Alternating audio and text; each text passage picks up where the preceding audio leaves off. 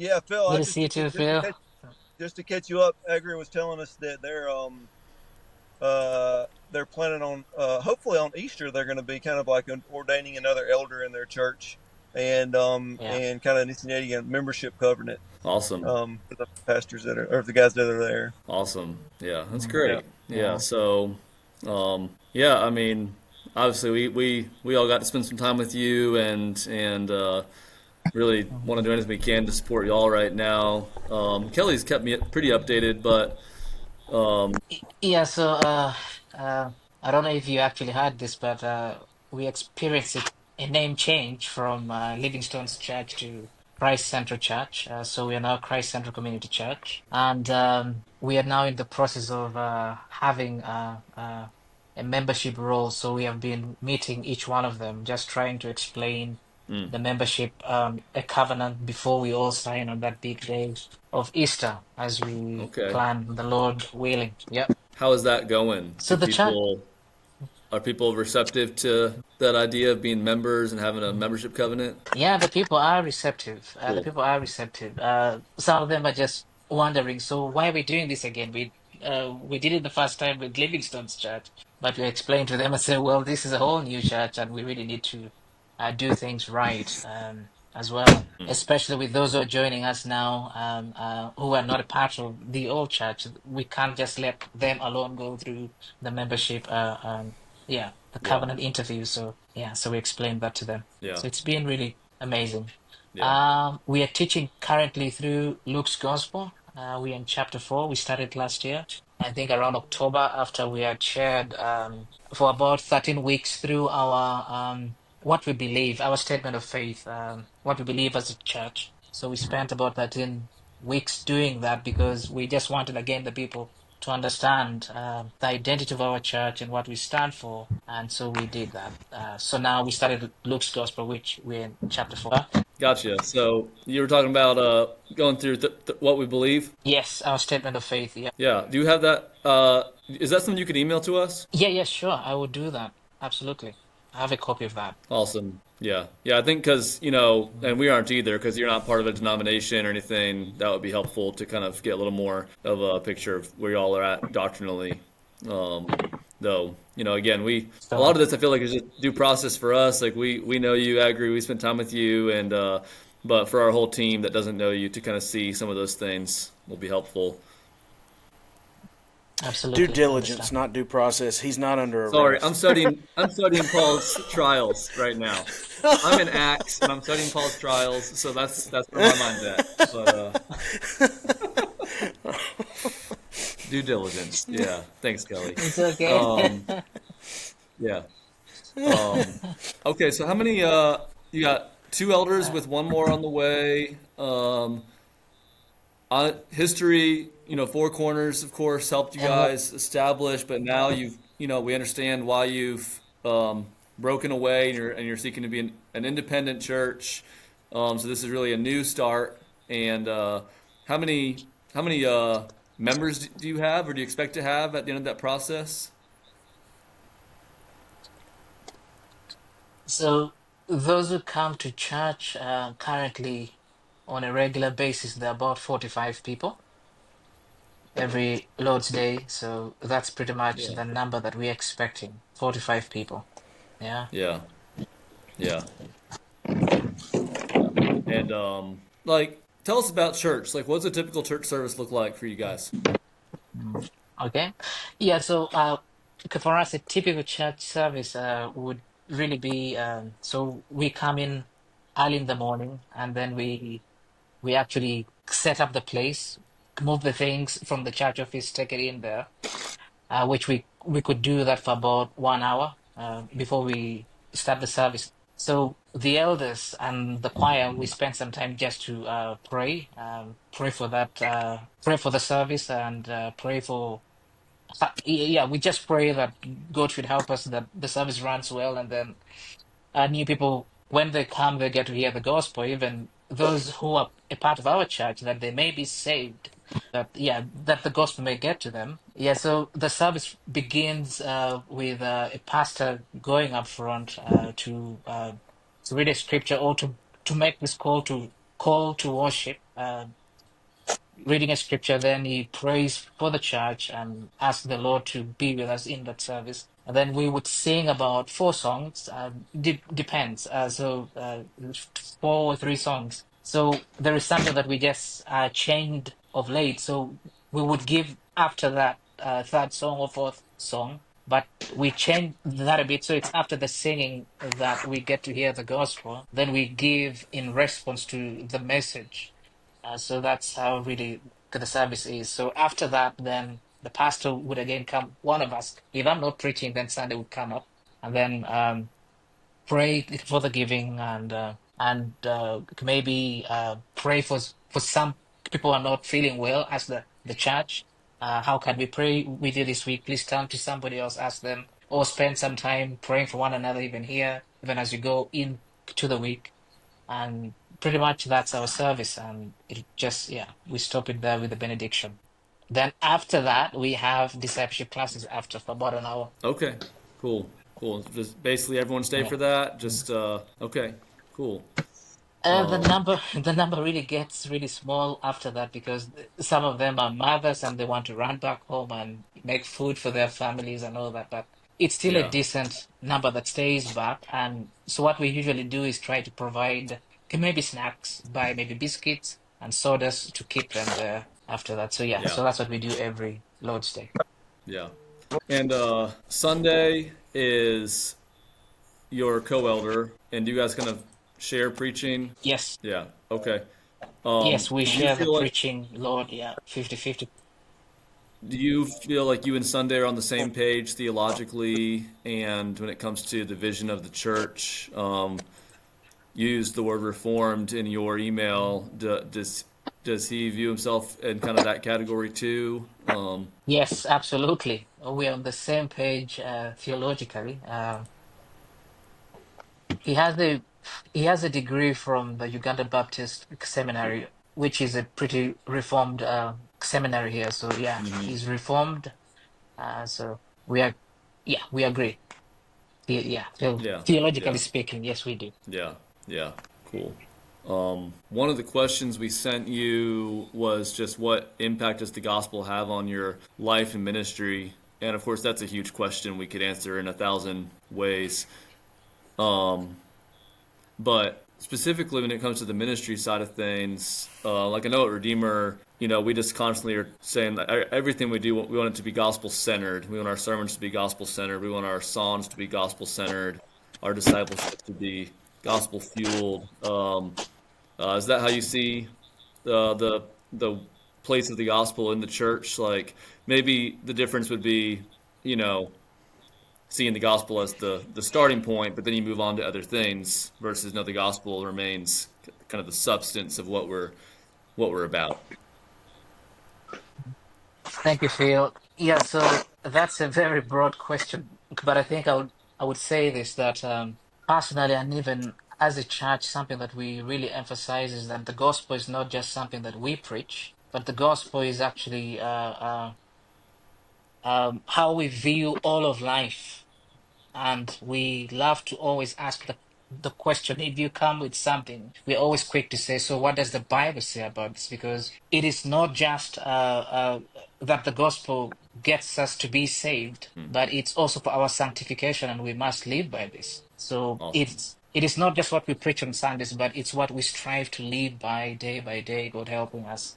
So I've seen that in my life because unless we understand that, we would never really evangelize, right? The Great Commission and all these things. The gospel is what sustains me because ministry is really hard sometimes. And Yeah. it's the gospel really that reminds me of what Christ has gone through, as you would see clearly in Yeah. First Peter chapter 2, verse 21. To this you've been called, and Christ Yeah. suffered for you. So it's a great reminder. So the gospel, it's not just what we preach, but it's what we live by, and it's the lens through which we would see the whole of our lives, my life, and the ministry that Yeah. we are Yeah. by God's Amen. grace leading. For sure. For Yeah, sure. That's awesome. Yeah. amen.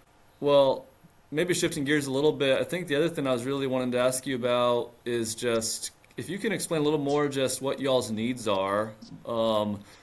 both from a just operations standpoint and support standpoint for you and Sunday. And also, I mean, I really was excited to see the ways that we might be able to encourage y'all spiritually as well, and encourage each other in that for sure. But what are some of y'all's like? What's this transition? What position are y'all in now with this transition to being kind of uh, independent, I guess, from a ministry like Four Corners? What are your needs? And how is God meeting those needs already? What are you asking Him to provide? Yeah. So one of the things that I think we used to benefit a lot through the provision of Four Corners is the radio ministry, which was very, very helpful. Because we would go over the radio, and then we used to run a program called Truth Matters, because there's a lot of garbage that we keep hearing being preached over the radios. And what we were doing was very helpful, that we had gathered so many people who were listening in and calling us and asking questions. Oh, this is what our church was teaching, and it was a great way to evangelize and share the gospel. So that is something I think it's been on our hearts, that if the Lord would still allow us to have that back, it would be something. It was just a very helpful gospel tool just to get truth out there, because many people would call and ask questions, and we would help answer some of these things. Yeah. And then at the moment, the means of transportation that we have is we have motorbikes from Four Corners, which we still do not know whether they would leave it with us. So it's been a bit unsettling on our part, because we do not know whether they would leave those bikes with us, because maybe they have Yeah. still left those things for us to use because we are still teaching there. Which we are going to finish the teaching in September, then maybe they would take their bikes. We do not know, but that is something that is a bit unsettling as well. Then I think our biggest need for us is to have this partnership where we get to learn from you guys, learn from each other, and we would love that, or even have somebody come and be with us for months, or be a mature Christian who would walk with us, train us. So we would desire something like that, because Chris used to be that for us, and that void is left. And we would still desire, if the Lord wills, something like that. Maybe Yeah. somebody who's willing to come to Africa for 3 months or 6 months and just be with us. Yeah, we would really enjoy that. I think we need that Yeah, as a yeah. church. We would too. We would love to explore that. So I know Kelly, you've shared there's two churches. I think they're Mississippi and in Birmingham, right? That are also seeking to come alongside. Are there any other churches in Uganda or in the States that are in conversation with you about just supporting your ministry? Yeah. Yes. Yeah. So there are two churches that we started this conversation with since last year, I think around March, when Jason, whom I met, that come with uh, uh, Matt, Matt Haynes, and he showed interest in supporting our church, and we got that information through Matt. So the conversation kept on going. It is now that I think we are expecting some deposits to be made to us for the first a quarter as support, as what the as what those two churches could raise and send us as support, which would cover some of the things that we really need to run as a ministry, including our pay with Sunday. Are there any other churches that are supporting, or is it those two and then potentially us? Yeah, those two only. Those two only who Okay. they've sent a tester last week, 2 weeks ago, I would say, a test of $200 through our account, which it came through, but the money was not exactly what they were expecting us to receive. So they are still waiting not to send the rest until when they can figure out exactly where that difference is being charged again from what they sent. Yeah. This is a very just straightforward question, but once the money gets there, what happens with the money? Who kind of do you and Sunday handle that? Is there like how does that work just from a, you know, accountability part of things? Like, yeah, I mean, I had someone ask me that joined our church last year, do you handle the money? Because I don't, like just I think you want to always try to spread that out for accountability's sake if we can, and just curious there what your system Mm. is. Yeah, that's a good question. Yes, yeah. So accountability is very key. So I'll say this, Phil, again, which I really, really, yes, we really need the financial support, but I think our greatest need is the spiritual support. But back to that question, we actually have a budget for an accountant who will be doing that. So that, Okay. yeah, so we have a budget for an accountant who will be doing the accounting and reporting directly to those who are giving us the help. So we are grateful for that. Yeah. Yeah. Mm. Awesome. There's a budget for an accountant. Yeah. Yeah. Yeah. Yeah. Yeah. Awesome. And I mean, guys, I just view this as, not really. I mean, it's obviously missions, but this is just supporting a church in Uganda that is already Yeah, established. It's a church. It's a planted church, yeah, and it's just supporting their ministry. that's right. Um, this isn't so much about yeah, trying to enter into a new church plant as it is just coming alongside an existing one. We're supporting a church Yeah. here. Now, it just so happens that that church pays Aggrey and Sunday, so indirectly we're supporting Aggrey and Sunday as long as they are pastors at that Yeah. church. Yeah. So Yeah.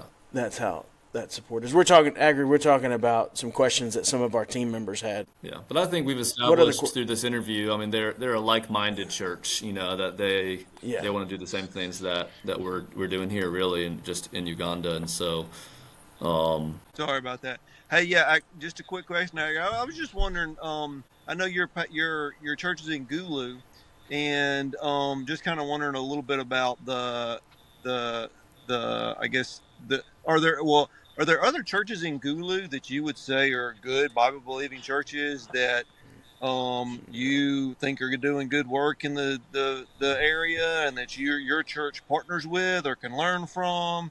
Or do you feel like, y'all are basically, and I'm sure there's other churches around, um, but, but what's the kind of state, of other churches in the city that y'all minister? And also, churches in Gulu that I could vouch for and say these are evangelical churches. I would say there are two besides our church. Yeah, One of them is at the university, which we have always had a good relationship with them. The guy invites me over there to preach. We also invite him here, and we meet every Tuesdays actually, just to pray for each other, just to share with them. that's great. So I'm grateful for that. Yeah. But the state of the church here, the other churches, I think it's just terrible because it's the prosperity gospel everywhere. Right. And then the biggest influence here is Faneru. So Faneru is like this movement here in Uganda that the pastor is in Kampala, but his sermons are live streamed all around the country. And he's an apostle anyway, so he claims to be an apostle. So he has powers to heal and do all these things. So he has the We talked. biggest following. Yeah, we talked about Yeah, that with Kenny. Y'all yeah, I remember remember that, that. don't you? Yeah, Yep. yeah, yeah, yeah, yeah. yeah. But yeah, all the other churches, it's just prosperity, prosperity. Yeah. Everyone is trying to be like him. Yeah. Well, that's encouraging to know that you have one other church that's established that you feel connected with and you can pray together and work with. Yeah. Mm. That's good. I trust them. They're good brothers. Yeah. Good. Mm. Yeah.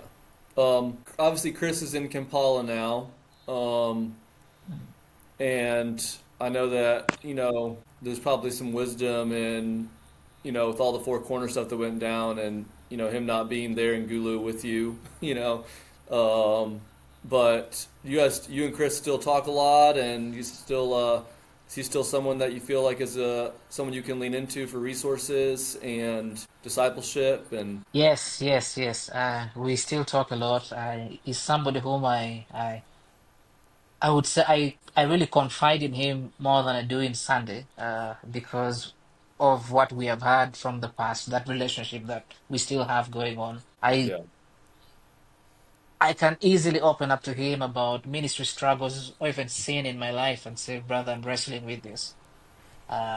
Pray for me in this regard and things like that. So yes, I can really, really lean on Chris. yeah. Yeah, he checks on me. a lot. Yeah.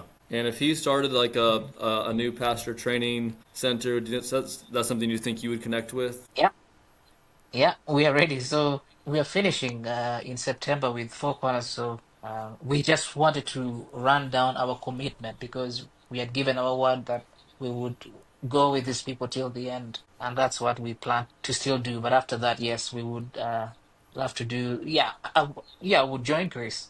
Yeah, I would join Chris. Awesome. Awesome.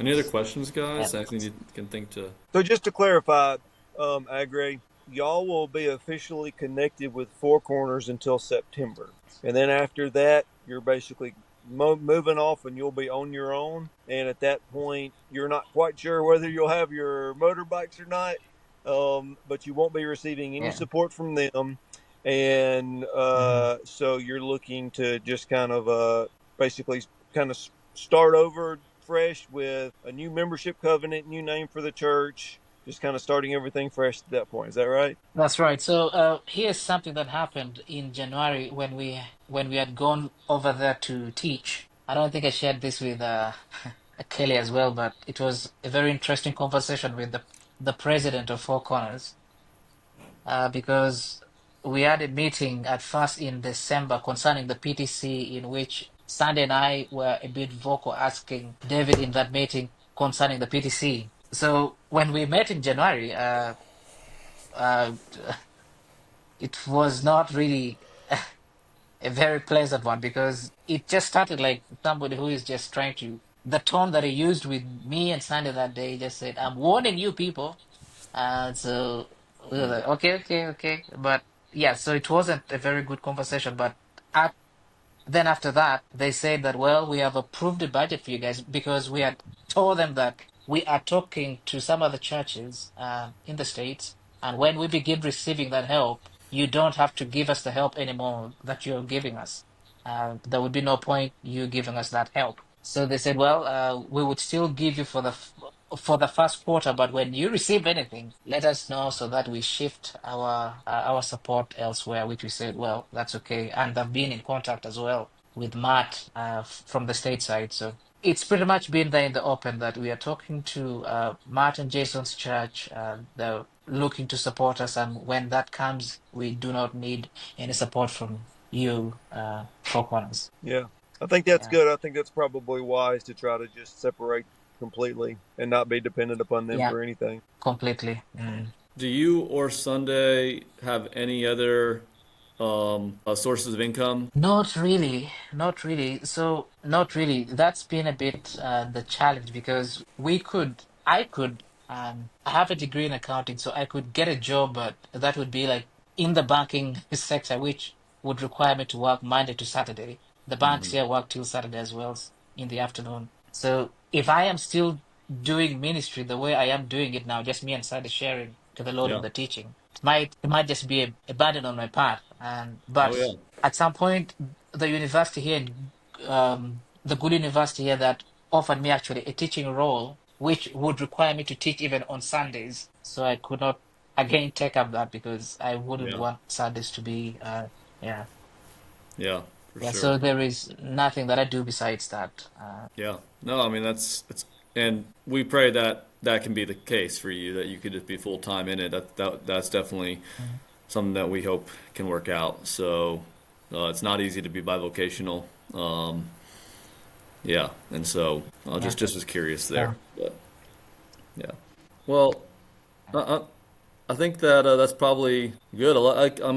I'd love to just keep catching up, but just as far as this call goes, I mean, I think opportunities to partner with y'all, to send some. I mean, we want to as much as we can encourage you, Zeke, to yeah, have Zoom calls. If we can send some guys over, that would be so great at some point to do that. And so, we'll just be praying about those mhm, opportunities for sure. I yeah, think yeah, we're just again not due process, due diligence. We are going through our kind of just a new process as a church here to kind of mhm, have a missions team and kind of work out decisions about yeah. supporting and introducing you to our team and stuff. So this is really helpful for us to just be able to share a little more with them. So thanks for doing that. Thank you for having me. Yeah, yeah. Mhm. Yeah, All right, guys. Kelly Amos is gonna make it happen with the last minute phone call like that. So yeah, right now, it's across the world. The I'll get this recording done and I'll edit it for all the fluff and the delays and all that, and then I'll get it out to everybody where they can see it and see the true Aggrey and not just what the three of us describe. Nice. So Sounds good. Sounds good. Yeah. He's not a very handsome guy, so please make me look good. Please, man, don't undersell yourself. We gotta find you a Well, wife. hey, let me ask you about that. Do you have any prospects, Aggrey? Anyone on your radar that you're pursuing? No, no, no, no, no. I was kind of probably seeing somebody with Four Corners, but I think we disagreed so much about some of the things that happened there, and yeah, Okay. she just said, "Well, I don't think we can work out something. That's okay. So That's okay." so she moved on to the next Acholi, man, and now she's To the getting next married. actually, man. Oh man. Okay. Yeah. I Yes, think you yeah, dodged man. a bullet. I think you dodged a bullet. I, Aggie. I did, I did, I did. I was a bit stubborn as well because Chris warned me. She was a Mzungu, by the way, y'all. Yeah, she Which was. if he has his choices, he wants a Mzungu wife. So we need to No, take some no, single no, no, girls no, out no, there. no. Not anymore, Kenny. Not anymore. You're a Not smart anymore. man. After that one, I think I'm done. Man. I'm done. Nice. Yeah, That's funny. I just want a I godly woman. got all that recorded too. Awesome. Awesome. That's Yeah. on record. That's okay. Yeah. Nice.